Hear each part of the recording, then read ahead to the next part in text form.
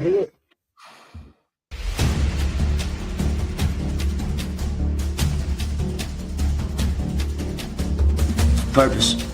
No one can create your purpose for you. No one can tell you who to be. So in purpose, you have to create your own purpose. And in evolution, you have to evolve towards that purpose. It's easier to live when you have goals to meet. You understand? If you have goals to meet, then you don't feel so voided, and you understand why every day you're looking at this person in the mirror, because that is the cool part about the game. You get to be anybody you want to be.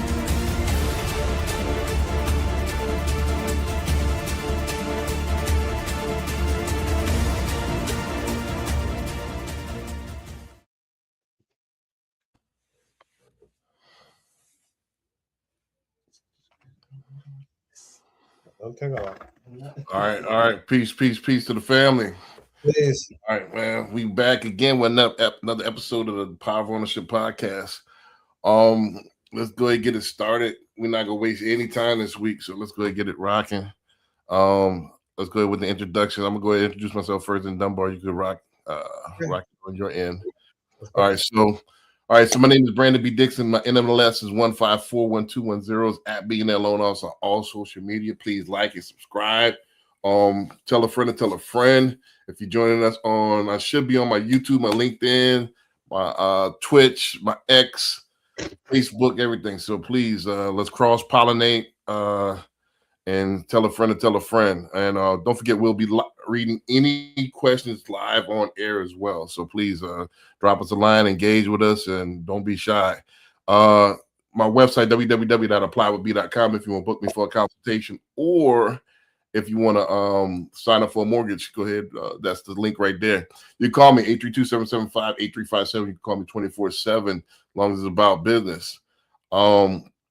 Next is going to be www.brandonbdixon. Don't forget, I'm a licensed realtor as well. If you want to lease, list, or want to talk about real estate or commercial properties, whatever you got, go ahead and hit me up on that. And then last but not least, we love Frenchies.com. That's coming here in 2026. Oh, one other thing before I get this started, don't forget I gotta plug this before I get the book is gonna be dropping in the next 3 weeks here. So putting the last finishing touches on it. Here, hold on, let me get I gotta get my shameless plug, man. But bam, message to the businessman. This is much needed right now. So it's gonna be dropping in the next couple of weeks. And I'm gonna do a whole stream about it. Message to the businessman. Bam.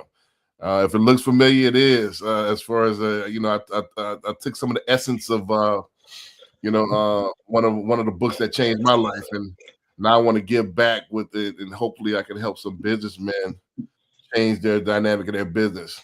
So if y'all just joining us, man, please like the video, subscribe. I'm gonna get Dunbar to introduce himself. Right now, we got 23 in the room. Go ahead,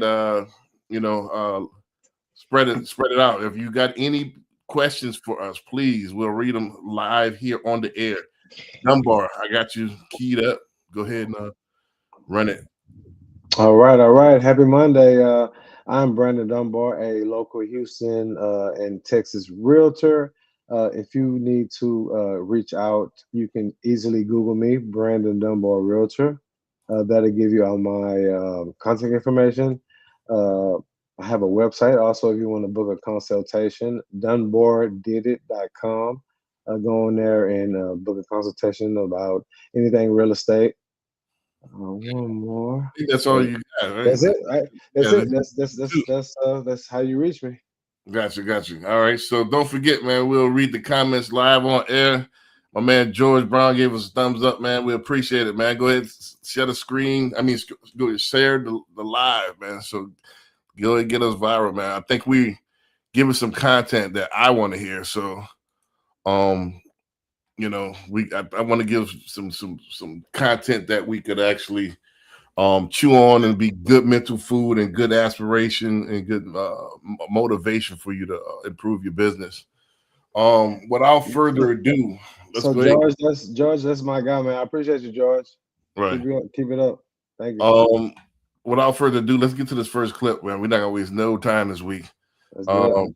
Let's go ahead and run it. You know, I got about 6 clips. Shoot, let's run them. You know. All right. So can you see the screen? Yes. All right, cool. Big changes in the real estate industry as the second estate portal Redfin has now directly integrated inside of ChatGPT for their search experience, which means that when a home buyer is looking for a home, they don't have to go to Zillow. They don't have to go to homes.com or realtor.com. They go directly to their GPT and everything is organically right in there. And my God, guys, that changes search completely because search is no longer linear where you go to a site and you say 3-bedroom, 2-bath and the town and it shows them all. And then it comes up with a listing description and it's all ego based around the home. Now people are going to go directly into GPT and they're going to say what they want. And that listing description is going to matter completely because now they're going to say things like the walkability to their favorite things and what kind of countertops it has and all of this stuff. And if you're a home seller out there and you're interviewing agents, you need to understand this. You need to ask and make sure that the agent you're hiring understands this because experience alone is not enough anymore. Because now if they don't understand how to write a listing description to make sure that your home shows up no matter what, not just because it was in the bedrooms and baths or whatever it is, you're going to be at disadvantage now. It's not just about what kind of experience they've had in the past. So all of this stuff matters now. It also opens the door. My God, will this bring on a national MLS? Who knows? There's all this kind of stuff. But at the end of the day, I kind of like this because it levels the playing field, so to say, but it also puts an emphasis on people who are pivoting for the sake of the consumer. And I like that. It keeps people ahead. What do you guys think? So more big changes. Bam. So let's go ahead and start it off with that one. You want to jump in there or how you want to rock it? I mean, that's fine. Yeah, listen descriptions or tricky. I mean, you limited by characters, and you only can put so much in there. So I definitely agree with him and being able to find what you want from the listing description. I would say with the ChatGPT feature and Redfin, that's they did break the mold with that. I'm sure every other kind of big commercial brokerage is going to follow on with that. I think at the end of the day, the MLS is enough to find what you need. I don't think you need to go to any particular brokerage's website to find your perfect house because all these, if even if you don't have it in the listing description, if you have it plugged into the MLS, then it's going to pop up when you use the MLS. So I think that it's cool, but I think that at the end of the day, if you can use the HAR, that's where we at. You can use the HAR MLS and find your perfect house exactly what you want from that. But it is cool and it's probably going to trend. Gotcha. I think as far as I think this is where everything's going. As far as integration with AI, I think what they're saying is with the chat feature, is no longer linear as far as all right, I'm looking for this many bedrooms. Just the raw filters. All right, I'm looking for this zip code, this many bedrooms, and it goes from there. So now you can talk to it. Hey, I'm looking for something with a antique style, a post modern whatever, and I want it close to a Starbucks and blah blah blah, and it'll start intelligently giving you a menu, so to speak. So that's what they're doing with the chat feature in there. So it's no longer where it's these hard filters, and I'm kind of stuck to geographic areas or just a 3-bedroom. They'll make suggestions intelligently, based on what you're prompting it to do. So that's the integration that he's talking about.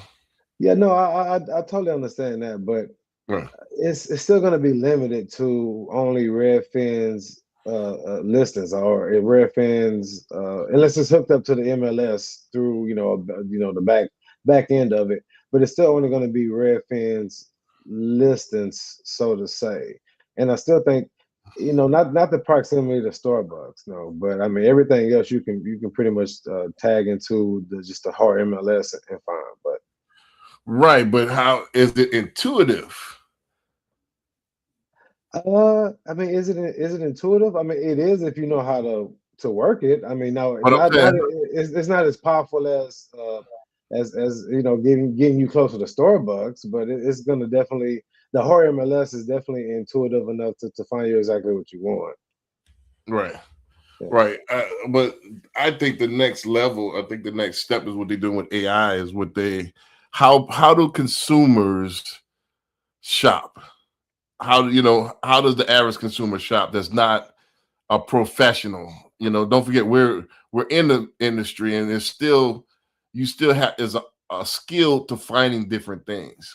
So what if the AI is able to find these properties for them more easily, more intuitively? And I think that's the next step. No, that's grand. I think at the end of the day, maybe everything had to be a little bit more updated, right? Because if you're going into those type of details, then you still can't put those type of details because this chat GPT is gonna in Houston is gonna feed from heart, right? So it's not gonna be able to. I'm assuming so it's going to still feed from heart because that's where the Redfin listings are. So if you have like the antique and all this good stuff, it's still you're going to have some updates to heart to actually be able to put those in, whether it's in a listing agreement or not. Am I making sense or not? You Not think I'm really, following? because I think it's going to feed off the MLS, and I think Well, it as is, it's like the granularity that you're talking about is not in the MLS yet to even be put in. Like right, nobody's putting proximity to Starbucks or anything like that in the listen aid, and it's nothing you can type well, into. don't forget it's an Hard. aggregate, so it not only takes stuff from the MLS, but it could take stuff from everything else. So it could take geo tracking, it could take this and that, and it is all integrated into one. So it's just not regurgitating what it see on that one website. It's intelligently, don't forget it's artificial intelligence. So it's compounding stuff as if I were to go in there and put proximity to the Starbucks in Google. It could do Mhm. that intuitively. That's what artificial intelligence is. So yeah, you saying it's going to feed from multiple sources to get you the Correct. outcome that you asked for. Okay. Well, if that's the case, well, that's like I said, that's going to be that's going to be kind of groundbreaking. And other brokerages like the Redfins are going to definitely hop on that. I just think I would want to see how it actually works. That's what Right. I would want to test it out. Yeah. Are you on Chat GPT? Are you on any AI? Like how Yeah, I have Perplexity and I have ChatGPT. right. So that's how they work. They'll compile from these sources. All right, based on what I found, this is what it comes out to. And then they give suggestions from there. So if that could work in our business, where a customer say, all right, I want a such and such that's close to proximity to a 5-star school or whatever, and the taxes are such and such and such and such, and it has a post a mid-modern century look, and it's able to compile all that data and then spit out certain things. Right. No, I totally get it. But like I said, I think it's going to be some updates on the MLS side too, Right. because if it doesn't have if it's not for this certain mid-century house or mid-century looking house, if it's Mhm. nowhere on the listing, then it's still not going to be able to pull from that source that it needs to be reputable and What like and that's what I'm saying. So it's going to need some updates on the hard side as well, and like listen verbiage. Maybe that can be updated too. right. Well, I think that's what he was saying on the post is like, hey, you're gonna have to start updating, looking for the keywords that people are looking for, and Hmm. start updating if you want to be included in that algorithm. But let me read this comment by L. Anaram Azanabes. I hope I'm pronouncing that right. I'm probably saying, what about commercial properties? It seems like nonprofits are hush hush about grants in the downtown violation flow. You want to go ahead on that first while I cue up the next clip? What about? Oh, well, I really don't know how to. I would say Yeah, commercial properties aren't on Redfin. They're on a different, I guess, platform. And if it's a nonprofit, they have to, they have to be able to show enough documentation for their, ability to either lease or buy. What they do after they get the property is probably what I think that she's talking about. I don't know if they have a grant to buy or to lease commercial property, but I mean, you still have to be legitimate to get into a commercial space. What you do after you get in there is that's up to whoever is running the show there. Right. As far as what I would say to this is that you always want to seek mentorship. You got to look at the source. Why would other nonprofits give you game about grants? You need to go to a person that specializes in getting grants to actually get you the grants and know all the ins and outs about grants. People, other nonprofits, they're going to be looking out for their organization.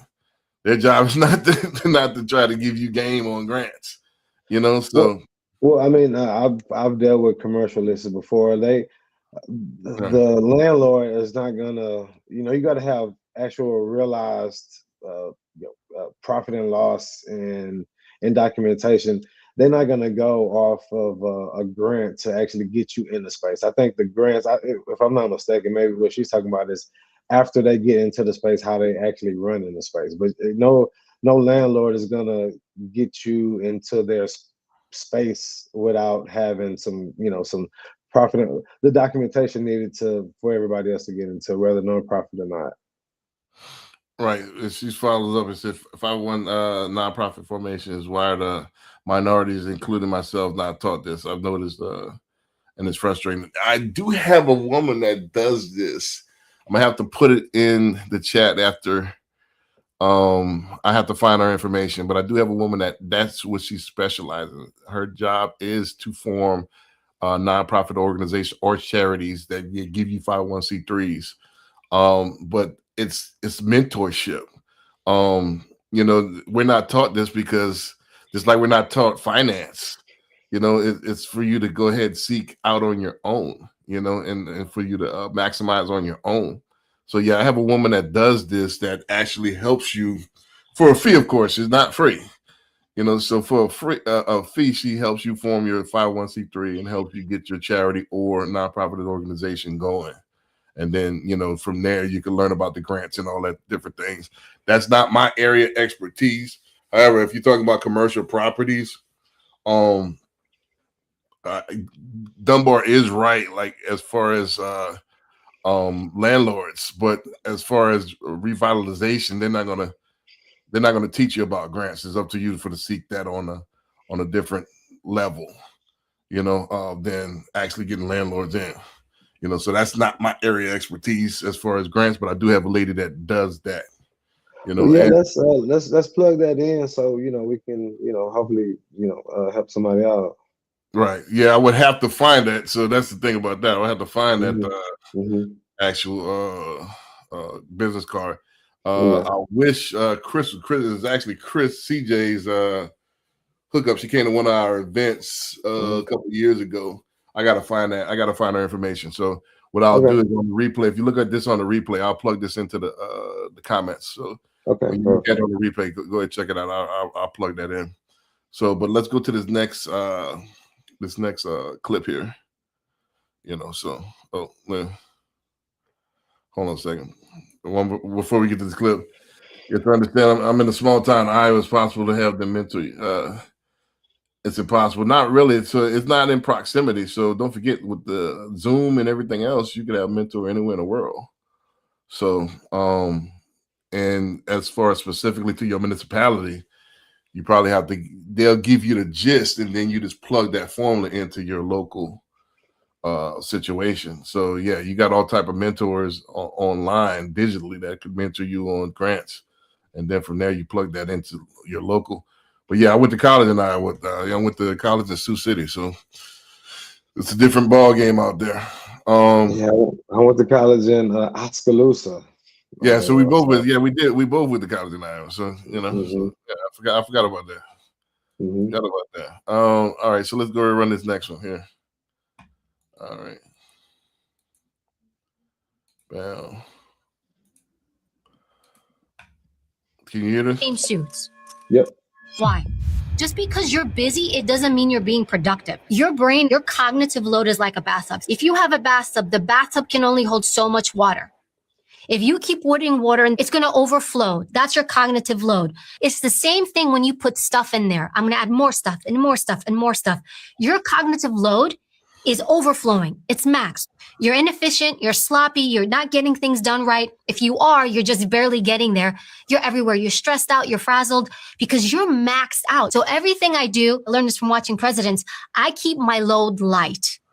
My bathtub only holds the water it needs to hold in. So it protects you from overextending yourself, stressing yourself. It also keeps you from making bad decisions. You make good decisions. There's something called decision fatigue. We think the more I add, the busier I am, the better I am. I'm moving, I'm hustling, I'm doing all this stuff. Look how maxed out I am.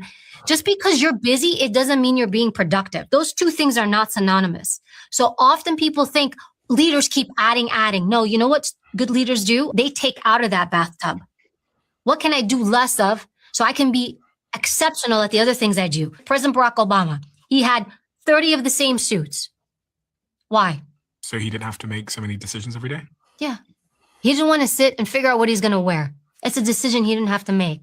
That keeps his bathtub light. Think about all the decisions he had to make every single day. Boop, take that thing out. You don't have infinite resources. You do not have an infinite cognitive load, and you do not have an infinite emotional load. Don't keep adding. Your job is to take out so that the things you do exceptionally well. And you're much more emotionally stable. Lighten your bathtub. President Barack Obama, he had 30 of the... I know we're going to probably disagree on this one right here. But I'll go ahead and run it because I kind of got some pushback on what she's saying. Yet I agree with her to an extent, but I disagree with her for the most part. The part. Let's talk about the part that I agree with her about. I agree with her about making the smaller decisions ahead of time. Making those like not even existing. Like, say, for example, as you can see, I kind of wear the same thing. I get that off of not Barack Obama. I get that off of The Fly. There's a movie back in the 80s called The Fly. And he used to have the same suit. I think Albert Einstein the same way had the same black suit. As you notice, I wear kind of the same black on black every day. Because I don't want to care about what I wear. I really don't care. I learned a long time ago that drip stuff is for youngsters. I can have a pocket full of money and wear the same thing and have the same result. As you can with all this drip. So I kind of took that out. Now, not saying I don't like fashion. However, I think it's a lot of energy that's wasted on those type of decisions, right?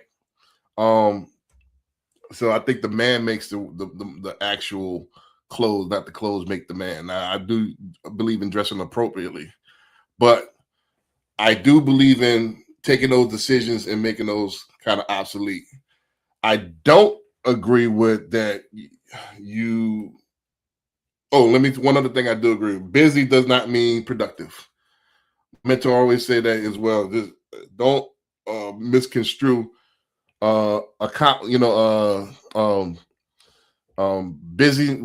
busyness with accomplishment, activity with accomplishment. Is usually what he say. Just because you have activity, that don't mean you're doing something with it. So I agree with it at that point, but I don't disagree on burnout. I don't disagree with that. You only have so much infinite. I think we need to push ourselves. It's just like a muscle, just like anything else. As you push yourself, as you push your quote unquote limits, the bigger it gets, the more it expands, the bigger the tub gets. So the bigger the well gets. I think that's the key. I think we put these constraints on ourselves that's not necessarily there. And it's just like we're working out. It's like when you think you're tired, your body actually has another 50% that you don't know about. So it's same thing with the mind. The mind is a muscle that you got to work out and expand and grow. So I disagree. Oh, there's a limit, and this is my infinite limit. BS. That's one of those feel good terms like depressed and burnout and all that. I think all that's BS. I think that's all coping stuff to get you to cope with being less than what you're supposed to be. So I disagree with her there. But I do agree on making less decisions or less important decisions. I don't think you can have decision fatigue. I think you're only as limited as your mind or the actual limitations you put on yourself. So I'll go ahead and yield the floor from there. All right. Yeah. No. I definitely agree with the 30 suits. It's I think a couple of days ago, maybe a week ago, I was leaving out the house, and I think I just had some shorts, some slippers, and like a tank top on. I was going to some showings, and my roommate, he was like, "You want to like that?" I'm like, "Yeah, it doesn't really matter what I wear, just as long as I know everything about the property when I get there. That's gonna really make me stand out more than me dressing up and putting on the show." So I mean, I definitely don't really care about. But of course, it's proximity. If I'm going to a dinner party, I'm not going to wear that. But if I'm just going to meet people and generally talk about homes, it doesn't matter what I have on. So if I had a uniform, I probably would wear it, and it'd probably be what I just mentioned: some shorts and a tank top if it's not too cold. So I definitely, that's something that you don't have to worry about, and it's something that it's one of the things that is so minuscule that you shouldn't have to put a lot of time into it. I do think that because this is just a real life experience, I think what I got from it, or how I interpreted what she was saying, is you have to pick and choose your battles, right? Like, so I remember when I first got into real estate, any client I had, whether they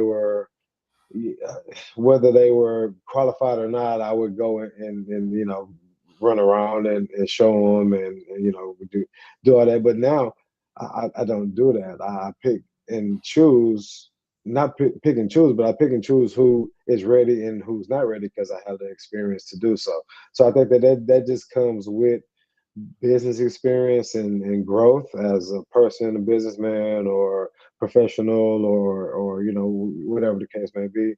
You pick and choose what is going to be beneficial and what you should put your time into.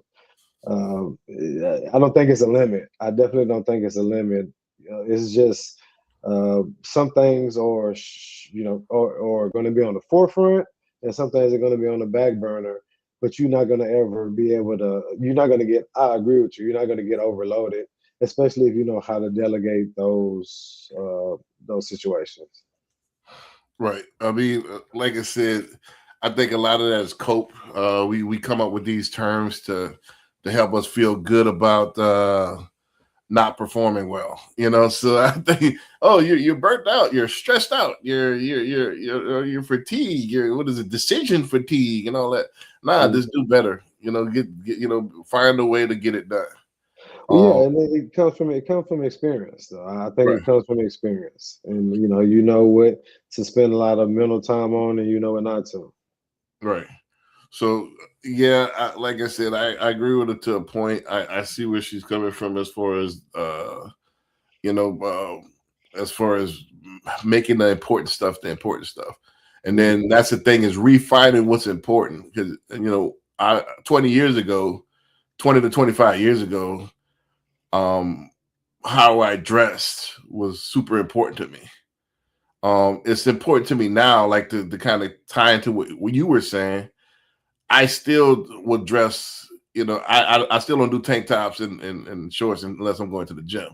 So I dress appropriately. I'm going to be in slacks. I'm going to be in, some kind of casual shoe or something to that effect. But I might wear that fishing shirt. I got like 10 of the same shirts, And I wear that over and over and over. As far as the statement, I don't care about, but as far as what's being appropriate, I do. So I'll have like a T-shirt that cost $1,000 20 years ago, just because it had a label on it or something to that effect. That's gone. However, I don't.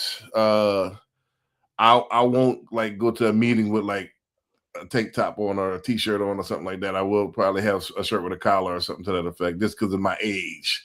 So I will dress appropriately because of the age. I think it'll be inappropriate for me to be around clients in gym wear, me personally, but everybody's different. Yeah. No, I totally get it. It is age. I mean, Right. I think so. It's I've never. Yeah, I always dress down when it comes down to. I mean, like I said, it's proximity. If I need to dress up, if I'm going to a dinner party, if I'm going to some networking, that's one thing. But if I'm just going to show houses, or or just go and do a listening agreement, they don't care how you dress. They care about the numbers. They care about you knowing what you. But that's it. Never failed me. I never had anybody, I don't think, turn me down. But like I said, it is. It is, what you want it to be. Like I never really cared about the clothes. Like you said, the man made the clothes. But yeah, so Right. but it is what it is. I agree with you to a sense. Now I gotta say this, guy. I can't leave that out there. Sometimes it might not be said, but sometimes it is impressive to that person. So they might not tell you verbally, but it might be in the back of their mind. So my thing is, I always do my best. Now, some things you can't control. You only can worry about what's in your control. But what the things I can control, I will have you saying if I had something to do with it that I was inappropriate, I'd rather be over than under. You see? So I won't let that happen. If I gotta question myself, I don't think it's appropriate. You know what I mean? So yeah, so I'd rather be over than under. Even if I'm going run somewhere, I'm gonna have a collar shirt on or something to that effect if if it's business. And pretty much for damn near everything I do is business unless you meet me at the gym. If that's the case, even with that, I gotta preface that, hey, I'm at the gym, you gotta excuse my wear. I have gym clothes on. So I would point that out. That's just me. That maybe a little old school. No, sure. I mean, it is what it is. Like I said, I think that you can have a $10 million suit on. If you don't know what you're talking about, right? Then that's going to be less impressive than what you got on. But no, I'm not disagreeing. But it's just different strokes, different folks. Right. Yeah. Let's go ahead and hit this next one. Oh, don't forget, guys. Hit the like button. I see, about 5 people like. Let's put us in the algorithm. So go ahead, hit the like button. Also, any questions, comments, please drop them in the comment box. We'll read them live. Also, if y'all want us to answer any questions about real estate or businesses or anything about ownership, let me know. And then, like I said, please share the video as well. Let's go ahead and hit this next one real quick. Bam.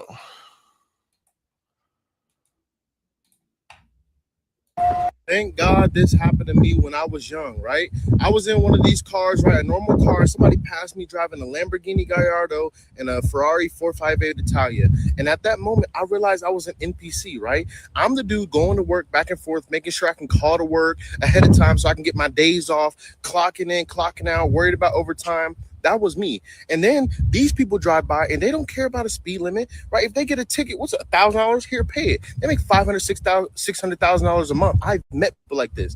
And you realize, like, I'm low-key a bot. Like what? In English, we have a phrase that if the only punishment for a crime is a fine, then it's only illegal to poor people. You have 2 lives. One when you're an NPC and you don't know it, and the other one is when you're an NPC and you do know it and you're working to get out of it. And that's when your real life begins. Gotcha. All right, so let me go in on this first. This actually is a good one. It's philosophical. For those who don't know what NPC is, that's non-player character. And where that generates from is from people saying that people are so obsolete. A lot of the masses are so obsolete that they're backdrops in other people's lives, and they actually don't really exist. They're non-player characters, meaning that they don't actually have somebody controlling them. It's somebody. They're just backdrops. They're back noise, almost like the Sims video game. For people that subscribe to that type of philosophy, where you're the main character in your life, and the rest of the people are just backdrops. So the Sims video game is something to that effect. You have the characters that you can control, and then there's characters that's just in the game as part of the game to fill in space. So what the video is talking about is that he realized that in traffic somebody blew past him with a Lamborghini, and he's in a regular car, and like, damn, am I a bot? Am I an NPC in that person's life? You know, because he's doing what he want to do, and I'm still confined to these rules. I'm still on the come up. So that's, in my opinion, super motivational. You know, are you main character, or are you still backdrop? Are you dominating your field? Are you dominating where you're undoubtedly beyond the controls of the game, and where you're setting your own rules? Or are you still confined? You know, so are you a main character or are you NPC? I'll let you go ahead and run in on that, and then I'll piggyback on that. All right. Well, yeah, I did not know what the NPC was. You know what the NPC was? I did not know what I did not. I was talking to a couple of my business partners and our friends a couple of weeks ago. I think first off, that's giving me comparative vibes. You know, which I do not subscribe to, but it comes down to who you are is who you become, and who you are, you born with it. Like, either you have the hustle not to be a NPC, or you don't. Seeing somebody driving a Gallardo is not going to make you a main character.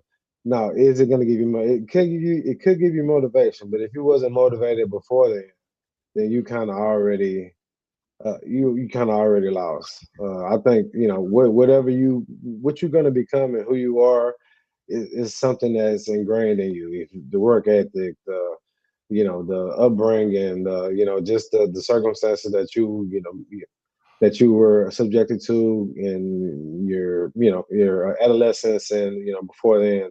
I think that's what makes you a main character, and not an NPC, and not just seeing somebody and comparing yourself to somebody who you know nothing about. They could have had they parents could have died, and then they used the money for it. Like, that's what I'm saying. That doesn't, it's motivation, but if you're gonna be successful, it's gonna be already ingrained in you from you know, kind of from your upbringing, and so on and so forth. That's how I feel about it. Well, I think what he was saying is not comparison. What he was saying is that he had an epiphany, and while he was driving through traffic, and, you know, most of us think that we're main characters, and by somebody blowing past him in a Gallardo, and not giving a care like how fast he was going, that dawned on him like, hey, this person is really living his best life. Am I?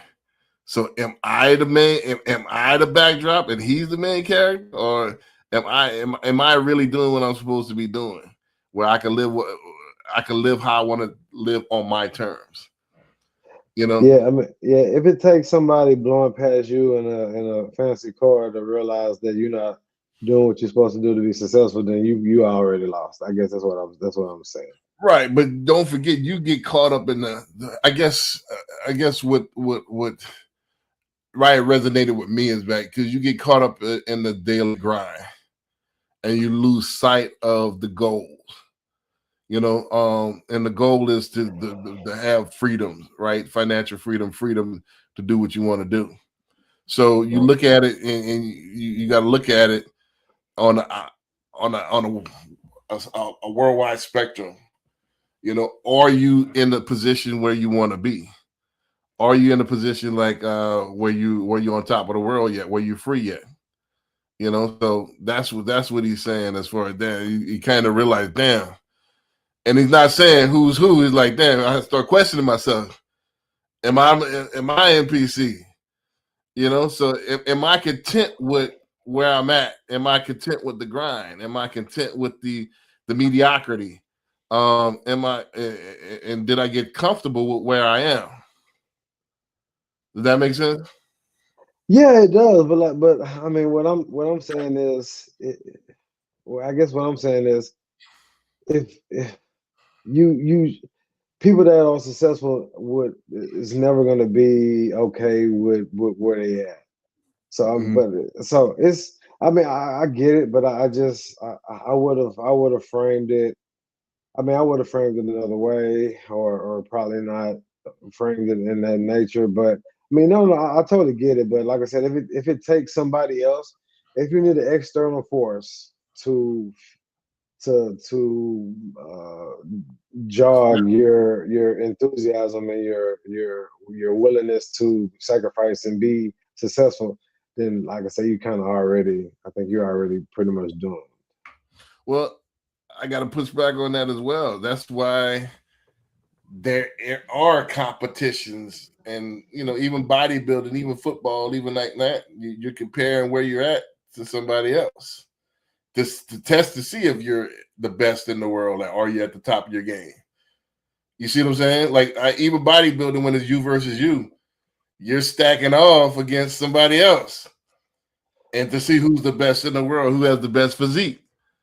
You see what I'm saying? So I would say, like, and sometimes you need that smelling salt to actually wake you up, to remotivate you to actually to get back on the top of your game. Because sometimes if just like with anything, you know, let's say if you smoke cigarettes or whatever, you became nose blind to the cigarette smoke. You don't know, but somebody coming like, goddamn, coming in, you know, your car, your house, damn, it smell like cigarettes in there. You don't know until somebody wakes you up out of it, like, damn, yeah, it does smell like cigarettes. I didn't even notice because I'm so used to it. So you can get used to your daily routine and used to where you are and used to I'm making money. However, somebody will blow past you and like, damn, I forgot the pace that I'm supposed to be going. Right, and if you and if you do get complacent, I guess what I'm saying, if you do get complacent, then you already lost. Like, you know, whether somebody tell you smell like cigarettes or not, if you don't know that if you don't know that if you smoke a cigarette you're gonna smell like one, then you are, you know what I mean. Then you pretty much, you know, that's, you know, you already not you're not thinking at a higher level. Like I said, but like I said, there is motivation. I mean, I'm not saying you can't, another external source can't motivate you, but you got to already be trying, and you already got to be pushing your limits for you to even think that you can get there. Right. I mean, that's human nature. We have in the dog industry as well, we have a thing called kennel blind. It's similar to nose blind. Like, when your productions that you have as far as dogs, you put so much into it, you don't see the flaws anymore. You know, if you were looking objectively, because you produce it, this is your production. The same thing with creating music or creating something. Like, damn, you think it's jamming because you wrote it, you made the beat, you know, but somebody come like, man, this shit whack. You know, but it takes that outside objectiveness in order to, like, damn, I hear it now. All right, cool. Let me go ahead and drop back to the drawing board. Mm-hmm. You see what I'm saying? Yeah. No, I totally get it. Right. So let's go to the next one. I don't want to beat the dead horse, but sometimes it takes somebody, you know, I'll put that in because sometimes it takes somebody blowing past you to wake you up. Mm-hmm. No, for sure. You know, so that's why I put that in there. Let's go ahead and rock this next one. Don't forget, guys, like the video, subscribe. Also, please drop us a comment. We'll read it live here on the air. Bam. Can you see the screen? Millionaires live in hotels instead of houses. Like, you're rich enough to buy mansions. Why are you paying hotel rent? Because hotels are actually cheaper than owning when you understand the tax game. Wait, what? Yeah, living in a hotel is one of the smartest financial moves if you structure it right. How is paying $10,000 a month for a hotel room cheaper than owning? Simple. When I own a house, I pay property taxes, maintenance, insurance, utilities, all with after-tax dollars. But when I live in a hotel, my company pays for it as a business expense. Your company pays? How is that legal? Because I structure it as temporary corporate housing. My business is based in multiple cities, so I need accommodation for business travel. The IRS allows companies to deduct travel and lodging expenses. But you're not really traveling, you're just living there. That's the trick. As long as I maintain that I'm temporarily there for business purposes and keep my official residence somewhere else, it qualifies. So I live at the Four Seasons 300 days a year, and my company writes off $300,000 in hotel costs. That's insane. It gets better. When I own a house, I pay property tax, sometimes $100,000 a year, or more in expensive cities. Hotel living, zero property tax. The hotel pays it, not me. So you're avoiding property tax completely? Yep. Plus, I avoid maintenance costs. No broken AC, no roof repairs, no lawn service. The hotel handles everything. And if I don't like the location, I just move to a different hotel. Try doing that with a mansion. But don't you need somewhere to store your stuff? That's why I keep a small official residence in a low-tax state like Florida or Wyoming, for tax purposes. But I'm never actually there. I just need an address on paper. So you have a house you don't live in and a hotel you actually live in? Exactly.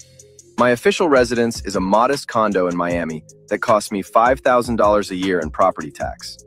Meanwhile, I'm living in luxury hotels worldwide, and my business writes off the entire cost. What if the IRS audits you? That's why I keep documentation. Flight records showing I travel for business, meeting schedules, client visits. As long as it's substantiated as business travel, it's completely legal. So hotels are basically your tax-free mansion? Exactly. To regular people, hotels are vacation expenses. To billionaires, they're tax-deductible permanent residences with room service. Welcome to hotel living, where your bedroom is a business expense.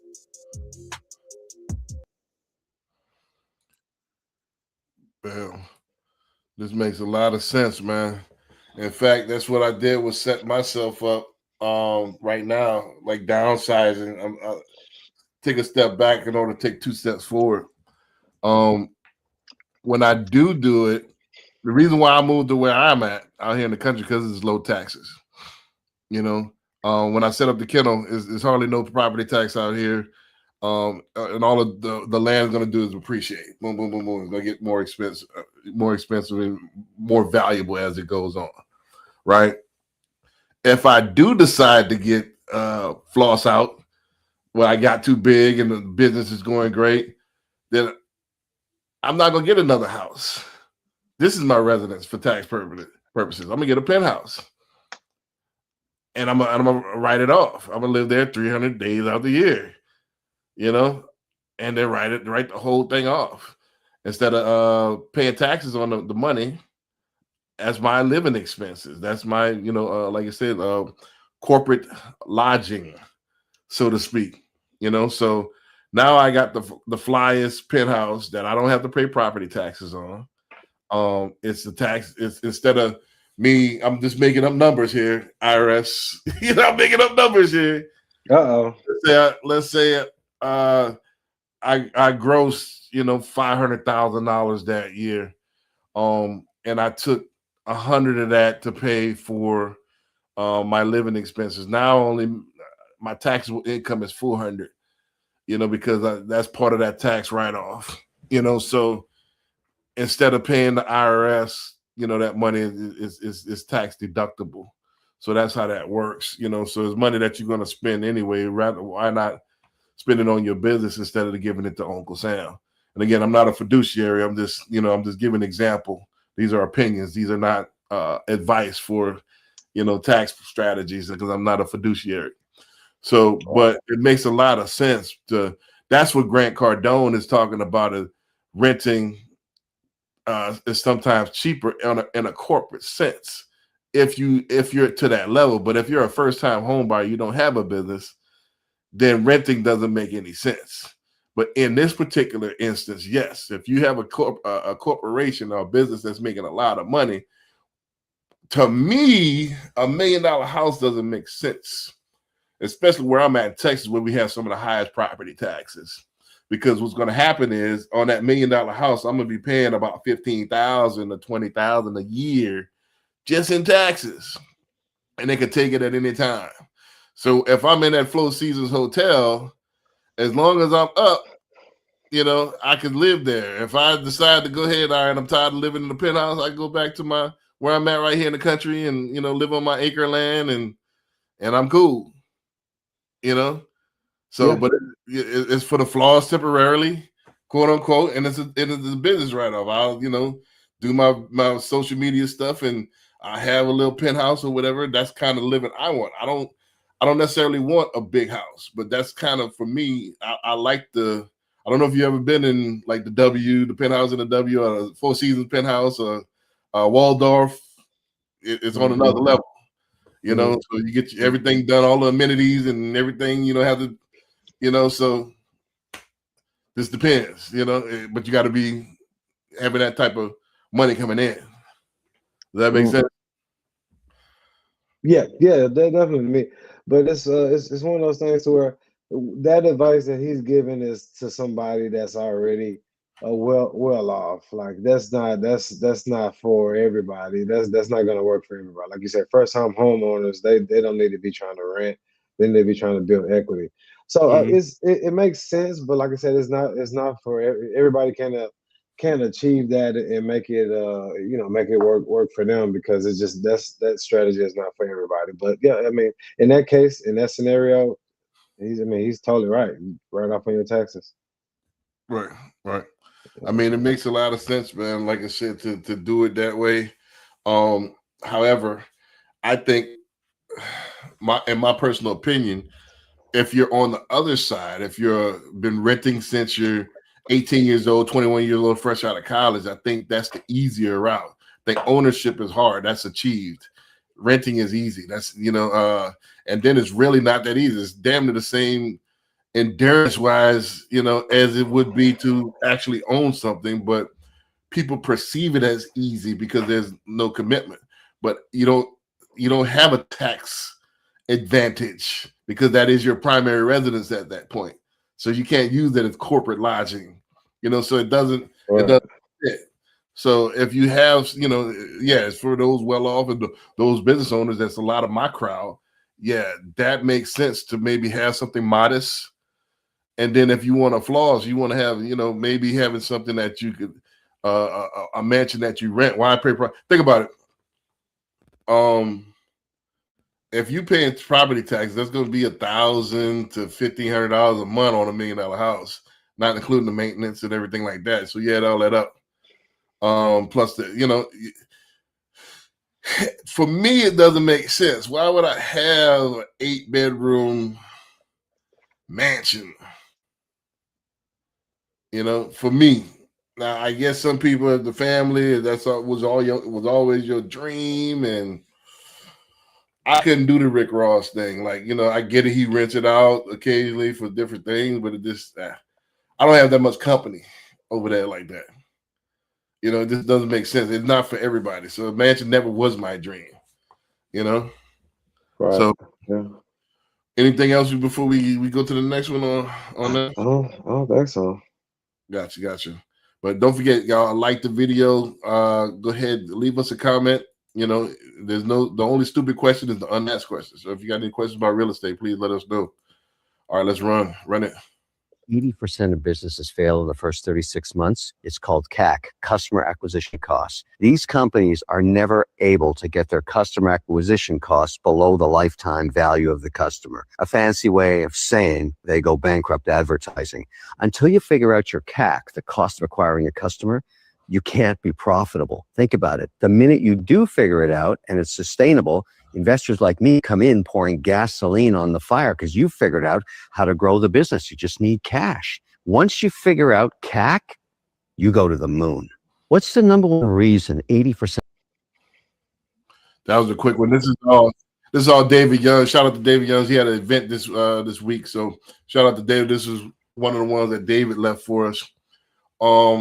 Yeah, a lot of people don't understand CAC, customer acquisition cost. How much does it cost you to get a customer through that door, or get a customer to hit that submit button on that order, or to whatever you're doing, or to sign that at the table for a closing? How much does that cost you per customer? A lot of people don't figure that out. A lot of people winging it, and then kind of look at, all right, this is how much I'm spending, this is how much. But how much if you could break it down to how much it costs per customer, then you got most of the business figured out. Then most likely you're going to be profitable and succeed. Most, like you said, 80%, 8 out of 10 fail because they can't figure this out. They don't know. They either don't know about it or don't know how to calculate it. They can't figure it out. If you look at Shark Tank, that's Kevin O'Leary right there. He's Mr. Wonderful on Shark Tank. Most of the deals that people get is the people that understand their CAC. Most people that don't understand, they have a business model that they trying to figure it out. And investors don't like to figure it out with you. They want to invest in stuff that's already figured out, like you said, to pour gasoline on it so they can increase the cash flow and then get their investment back as quick as possible. So if you got a business, you don't figure out that the CAC, how much it costs you to get a customer, that's half the battle. Dunbar, you want to go in on that, or you want to go to the next one? No. Yeah, that's kind of what I was saying earlier. Like like I said, when I first started out business, I would take on anybody, whether they qualified or not really, realizing that, it's levels to it, and if somebody not ready, we can definitely get them there, but it doesn't mean that it should be on the forefront and you should be spending a lot of time, because there's nothing that you can do to really get them ready, but tell them they have to get themselves ready. And so from a real estate standpoint, right? I'm not going to go take anybody. I'm not going to go take anybody out that doesn't have a pre-approval if they're trying to buy a house, right? And because that's gonna, first off, that could be a loss, because I'm spending time, I'm spending my resources, my gas, I'm spending effort in something that's not going to be beneficial.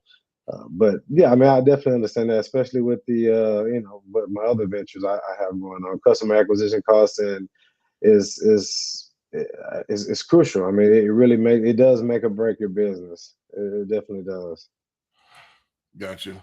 I'm looking for this next one here, and I'm about to go to this one. For some reason, the Kobe one's not coming up. Let me get to the next one here. This is crazy. The Kobe one's not coming up. I know they ain't deleted. All right, so boom, let's go to this next one. These are similar. I want to go back to back with them. I want to give a little space, but let's go ahead, rock this one. Billionaires buy $100 million life insurance policies on themselves.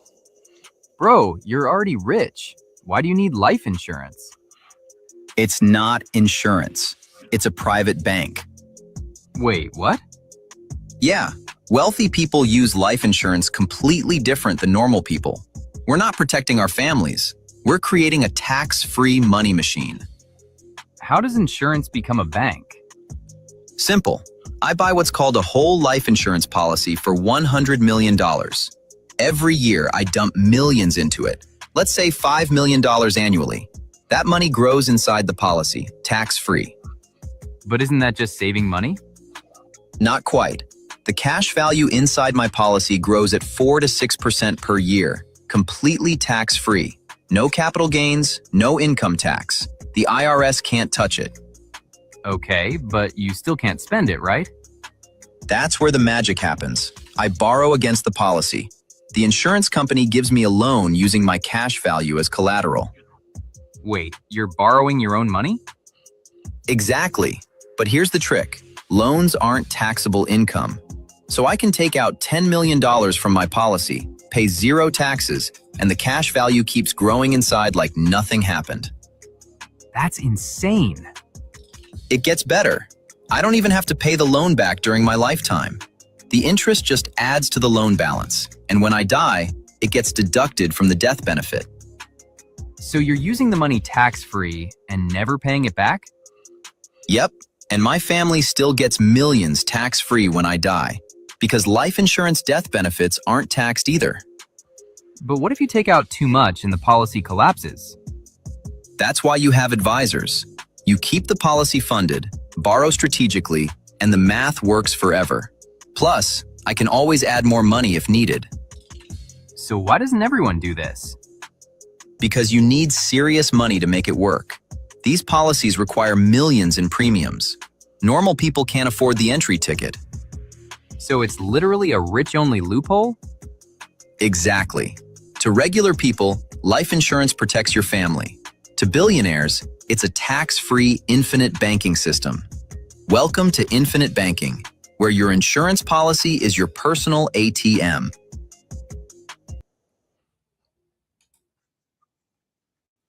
I disagree with him about the wealthy. It's only for the wealthy. Yeah, well, it's not for the wealthy, but it's definitely for the folks that have extra money to put in to the policy. I've been approached with this a couple times. It's definitely great, but you have to have extra money to put in. You can't be living paycheck to paycheck and dumping money into this policy. But if you have that extra money, it's definitely worth looking into. I have a guy that does it who I have my account with. It's a couple of folks that I know who do it, but it's not bad. It's actually pretty cool once they explain it to you. But you got to have the money to put in, and you can't live paycheck to paycheck and kind of have this type of system going on. Right.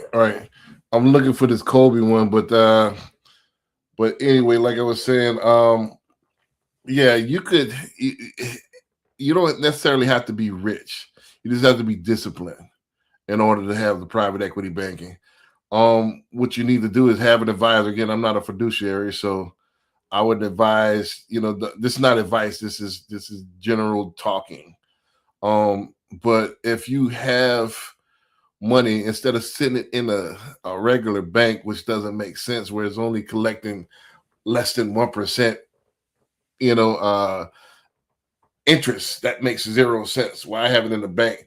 My strategy is have a 6-month, cushion, emergency fund that you have in the bank, or have where you could get it, in a Apple account where it's collecting 4%. I would say, one of those Discover funds with high interest savings account where you can have access to it. Then the rest, I would invest in these policies and be funding these policies. So whether you could commit to $500 a month, $1,000 a month, or whatever, dump that into these policies instead of just having it sit in the bank. Because what happens is when it's sitting in the bank, you have a tendency or urge to want to spend it. So discipline yourself to dump into these policies and then act like you broke for the rest of it. But what happens is when this money was doing what's called triage. If you borrow against it, like he said, it's still compounding on that end. And then there's still a debt benefit. So if you kick the bucket, it's going to pay off the differences. Your family still get the rest. I'm going to say this because this was actually the first episode of the Power of Ownership podcast. We talked about this 9 years ago.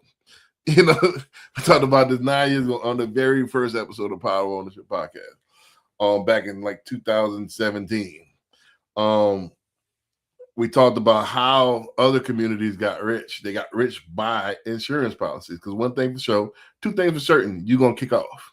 You will kick the bucket. Other groups got policies, because don't forget, I could get a policy on Dunbar. As long as he signs off on it, I don't have to be related to Dunbar in order to take out life insurance. Most high-end 6-figure jobs, they have a life insurance policy on you. So and it's for the amount that they think they're going to pay you. So for the next 20 years, I'm going to pay you $100,000. So I'm going to take out, a $2 million, $3 million policy on you. So when you do kick the bucket, I get my money back. Right. You see what I'm saying? Right. So most jobs even have an insurance policy on you. So why not grandma, auntie, cousin? Why not have a policy on all of them? So think about it. I got 5 relatives that we all close knit. We all in the same boat. We're trying to on the come up. Whoever kicked the bucket, I got $1 million. We all split that $1 million. That's $200,000 each, and that's tax free. You see what I'm saying? All of us gonna kick the bucket eventually, but it's about collaborating. Most people, especially in our community, are all about competition. They don't want everybody in their business. They don't want to share the wealth with anybody. They try to come up on each other. That's why we falter. Other communities, that's how they got rich over life insurance policy. That's one of the safest investments you can make. It's like you guaranteed to get a return. Not a matter if, it's a matter of when. It's gonna pay off as soon as somebody kick off. So it's not a matter of if either. So that's the thing is like, but the thing is, a lot of people in our community, they want instant gratification. Life insurance is not sexy because it's after you die. It's for the next generation sometimes, for the most part. And use it with the triage, with the born against, and having your money compound, but it's not a sexy thing. It's not, hey, instant flip, instant, it's something that's smart. Instead of just taking money and spending it, I can take that money out, have my money still making money, and having it pay out by the difference, having it pay off the debt that I took out. And the debt that I took out is tax free because it's a loan. So it's about playing it smart. Instead of spending my money, because don't forget, money is a depreciating asset because of inflation. How do you beat that inflation? By putting it in things that compound. That way it neutralizes at least that inflation part. So I know I'm talking Greek to a lot of people, but you got to get smart and dumping money into different avenues in order to make your money stretch, in order to make it count. If you get it and spend it, I mean, high yield savings accounts that's a good idea too, but it's not better than the insurance policies, because one, you only what they do with the high yield savings account is they pretty much just play the stock market with it, and that can go up or down. With the private equity, it's no going down. It's gonna always compound itself. So it's definitely other ways than that, but that's the safest way. But you gotta, like I say, you gotta have excess of funds throughout the month to make it actually worthwhile. And believe it or not, that's not a rare thing. We do have access funds, but we at the Louis store, we at buying a section where buying exotic, buying, we're doing other stuff with the money. Again, it got to be disciplined. If you disciplining, all right, the no life, I think Gary Vee said, eat crap for 2 to 5 years, eat caviar the rest of your life, right? So if you have a 2-year plan, no life for 2 years, especially if you're in your 20s, you got time. A lot of people think we're gonna die tomorrow. If you want to die tomorrow, then you possibly will. But if don't forget, this is a long term, and it's crazy. We use that I could die tomorrow as an excuse not to strategize. It's crazy to me, So have no life for 2 years, 3 years, 4 years, 5 years, whatever it takes, and stack that money to the side and put it in these entities, right? Let it compound, then borrow against it instead of spending it. And it's tax free. You got what I'm saying? Yeah, no, it's a great idea. We do have the money, but we spend it frivolously on BS. Stuff that not everybody have excess money though. That's not. I mean, it's not everybody has excess money for sure. But if you do, and if you are being frivolous with it, you know, you definitely pivot into something that's definitely more long term and beneficial. But not everybody has excess money. I wouldn't say that. That's kind of. I wouldn't say everybody. You know, you can't say everybody. You don't know everybody. Right. But I would argue that Americans, a large part of Americans, have excess money. You know, because and the reason why I say that, because there's so many different side hustles. There's Uber, there's social media. You could be an influencer. You could have 3-4 different side businesses. You can have online business. So most people with some snap. Now we're not talking about the stoners that's couch surfing. We're talking about my audience, this audience that we derive from that want to do better, that want to maximize their potential, right? So my audience, most of them have excess cash. That's who I'm speaking to. So you can't reach the stoner that doesn't want to do anything as a couch surfer, you know. So they won't even be looking at something like this. So I'm excluding them people. You know, I'm not even saying. I mean, yeah, couch. Of course, they can, but people that work regular, not everybody has. And it goes down to like what I said earlier. If you don't have the inner gumption to do more, you're not gonna have excess money. And I'm talking about the people who just work in a W-2 job, and that's it, which is a lot of the population, and not like, of course, not your circle. You know, as you know, of course, you know, that's big money over there. But I'm saying most Americans are okay with just having one source of income. And I would say most. But yeah, hold on a second. This Instagram is crazy right now. It's not giving me hold on a second. Give me you looking for the Kobe? Yeah, the Kobe. This better be a hell of a clip. No, I'm looking for the Kobe and the Jimmy Johnson one. For some reason, what's happening is that it's when you open it up, it's playing something different. You ever had that happen before? Yeah. What is that? Is that a setting? I think it's just because it's not there no more. I think usually that's what it is, because if it was there, it'll play that. But if it doesn't, it's gonna skip to the one that is on there, whether it's related or not. But that's crazy. I checked these out right before I got on the air, and it was still there. Could you find it on YouTube, you think? Hold on. Let me see if I could. I'm gonna try to find it on the gram. Hold on a second. Let me try. You gonna give me some? I'll be back getting some water. Yeah, my last 2 clips is for some reason disappeared all of a sudden. Hold on a second. Let me check, see if I can find it.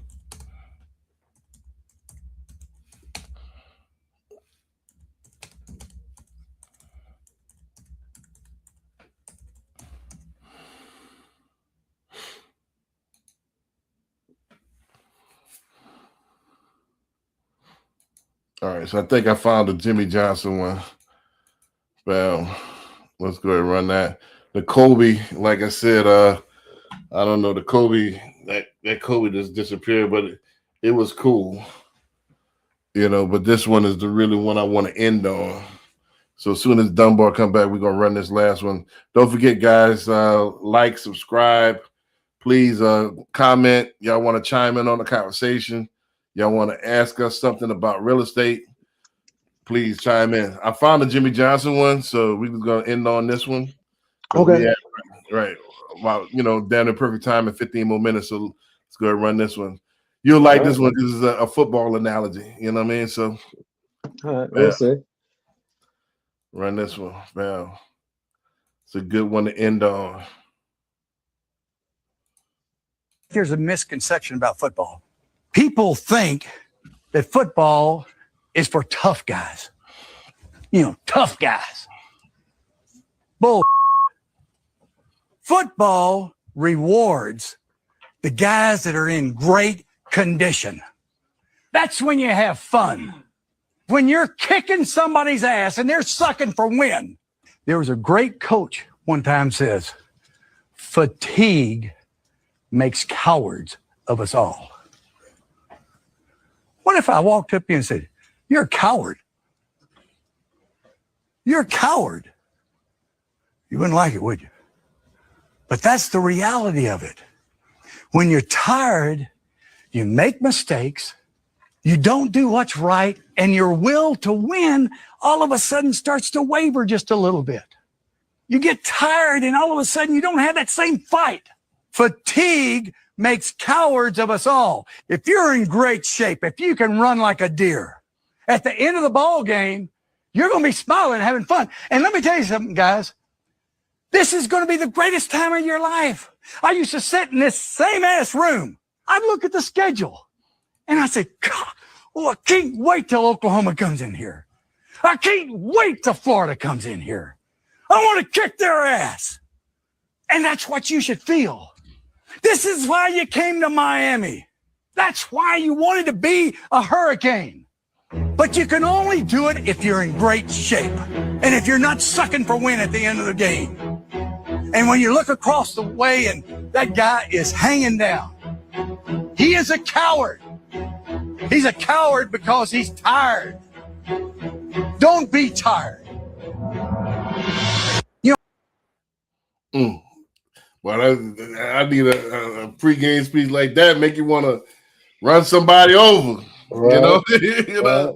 That's Right. why Jimmy Johnson, a Super Bowl winning coach, man. You make those type of speeches that hit like that, man. That's powerful. Right. I mean, obviously, I'm using this as an analogy for business. Right. You know, and I wholeheartedly agree. That's why I'm 24/7. You know, I try to stretch myself out. I mean, Dunbar, even the other night, like, man, I'm just wrapping up business. Like, yeah, man, it's raining. Like, nah, I'll come get you. Right. Drove an hour back. Boom, got to get it. Yeah. You know what I'm saying? Yeah. So when you're tired, you start to, like you said, you start to waver a little bit. You start to, do I really want it? You know, it could wait till tomorrow. Right. And that becomes habitual. Right. You know, and all of a sudden you're not in the position that you want to be. One thing for me, and this is how I approach football, and this is how I approach life. I don't want to be in my own way. Right. If I don't reach my goals, it's not going to be there's something that was in my control, because I'm gonna kick my own self in the ass. You know, I only can control the controllables. So the controllables is I got to be at the top of my game at all times. I got to be the best that I could be. Now, certain things I can't control, but I'm not gonna let myself beat myself. Right. Stuff I could have done better.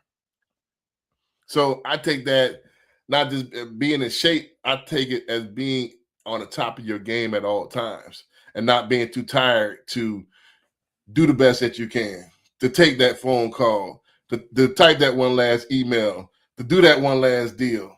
I'm not too tired to do that. If the money call, I'm answering the phone. Yeah. You see what I'm saying? Because I don't know how many opportunities I'm going to get, and I'm not entitled to the next opportunity. So why not take advantage of the opportunity right now? Right.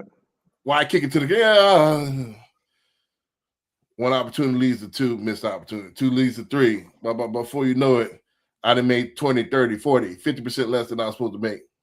Right. Because something I did. Yeah, no, I'm in total. I agree with you wholeheartedly for sure. You get in what you, especially with it in life. I think you get in what you put out, right? So if you're not putting in, if you're not being wholehearted with your input, then your output is not going to be substantial enough to make you want to keep going, right? It's one of those things to where if you don't, and it all comes from, like I said, the person, the inner person. If you don't have the will to succeed by putting in the time that it takes to succeed, then you're gonna fall by the wayside. And it doesn't matter who motivates you or doesn't motivate you. If you don't have that inner fire, then it's not going to happen. But I mean, I totally agree with you. And what I would say is you get in what you put out, and that's with business, that's with life, football, basketball, whatever, swimming. You get in what you put out. Gotcha. With that being said, man, we're gonna wrap it up. I know we 10 minutes early. We might go live on TikTok if Dunbar up for it, you know what I'm saying, for 15 minutes, kind of see, you know. But that's, I mean, is it yeah, I mean, let's do it. Why not? yeah, now TikTok a different dynamic, man. So let's do about 15 minutes on TikTok just to see what it is, and then we'll go from there. But y'all join us on TikTok. We about to go live on TikTok here. I'm at Billionaire LO on TikTok. So we about to do the TikTok live here in a second. So boom, join us on there. We're gonna see y'all next week on the Power of Ownership podcast, man. Peace. Peace.